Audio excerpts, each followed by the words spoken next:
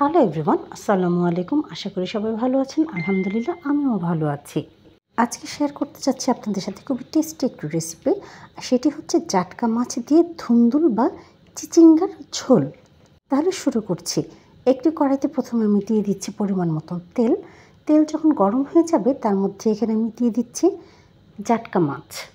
Please subscribe to my channel and press the bell icon, তাহলে নোটিফিকেশানটি সবার আগে আপনার কাছেই যাবে আর ভিডিওটি সবার আগে আপনি দেখতে পাবেন। যেহেতু এখানে আমার মাছের পরিমাণটি একটু বেশি আছে, তাই এখানে আমি মাছগুলোকে দুটো ব্যাচে ভেজে নিব।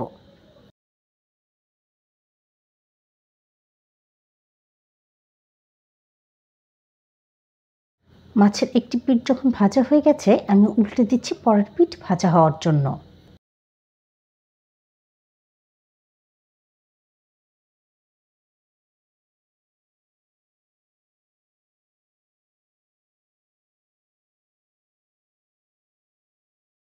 যেহেতু আমার এই মাছগুলো ভাজা হয়ে গেছে, আমি উঠিয়ে একটি সাইডে রেখে দিচ্ছি।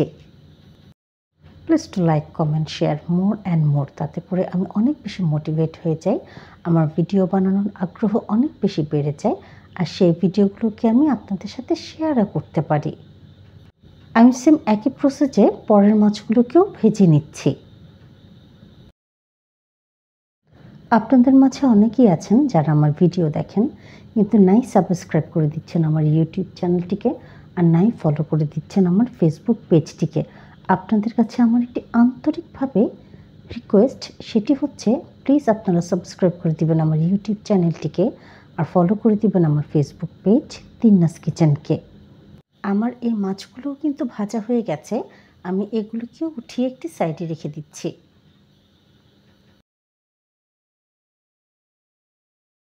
এবার এই মাছ ভাজার তেলের মধ্যে আমি দিয়ে দিয়েছি হাফ কাপ পরিমাণে কুচি করে রাখা পেঁয়াজ। পেঁয়াজগুলো আমি ততক্ষণ পর্যন্ত ভেজে নেব যতক্ষণ না পর্যন্ত লাইট গোল্ডেন ব্রাউন হয়ে যাচ্ছে। এবার এখানে আমি দিয়ে দিচ্ছি স্বাদ অনুযায়ী লবণ, 1 চা চামচ পরিমাণে ধনের গুঁড়ো, হাফ চা চামচ পরিমাণে শুকনো মরিচের গুঁড়ো ও প্রায় 1 চা চামচ পরিমাণে হলুদের গুঁড়ো। এবার এই সব মশলাগুলোকে একসাথে মিশিয়ে নিব আর রান্না করে নিব ততক্ষণ পর্যন্ত যতক্ষণ না পর্যন্ত এর থেকে কাঁচা গন্ধ চলে যায়। আর মশলা যাতে পুড়ে না যায় তার জন্য এখানে আমি দিয়ে দিয়েছি সামান্য পরিমাণে পানি। আর এবার এখানে আমি দিয়ে দিয়েছি মশলাগুলোকে কষানোর জন্য পরিমাণ মতো পানি।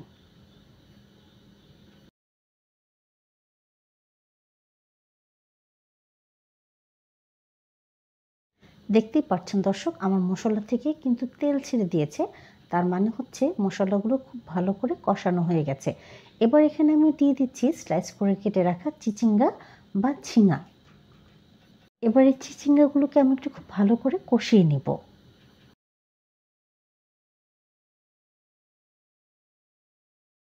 আপনারা দেখতেই পাচ্ছেন চিচিঙ্গাগুলি থেকে কি পরিমাণে পানি ছেড়েছে।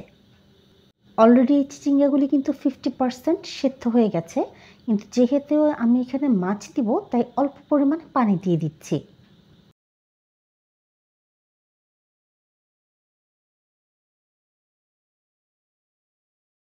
পানি খুব সুন্দরভাবে বয়েল হয়ে গেছে আর আমার চিচিঙ্গাগুলিও সেদ্ধ হয়ে গেছে। এবার এর মধ্যে আমি দিয়ে দিচ্ছি ভেজে রাখা মাছগুলোকে। 3-4 মিনিট রান্না করার পরে এখানে আমি দিয়ে দিচ্ছি স্লিট করে রাখা 3 থেকে 4টি কাঁচামরিচ, তাতে করে টেস্ট এবং ফ্লেভার দুটোই খুব ভালো আসবে। আমার ফিশ কারি কিন্তু হয়ে গেছে, এবার আমি আপনাদেরকে সার্ভ করে দেখাচ্ছি। দেখুন দর্শক, কি চমৎকার লাগছে দেখতে, আর আলহামদুলিল্লাহ এর টেস্ট ছিল খুবই ভালো। গরম ভাতের সাথে অসাধারণ লাগে খেতে। আপনারা একবারের জন্য হলেও অবশ্যই ট্রাই করে দেখবেন। আর যদি আপনাদের আমার এই ভিডিওটি ভালো লেগে থাকে তাহলে অবশ্যই সাবস্ক্রাইব করে দিবেন আমার ইউটিউব চ্যানেলটিকে, ফলো করে দিবেন আমার ফেসবুক পেজ ও ইনস্টাগ্রাম আইডি তিন্নাস কিচেনকে। সবাইকে অনেক ধন্যবাদ।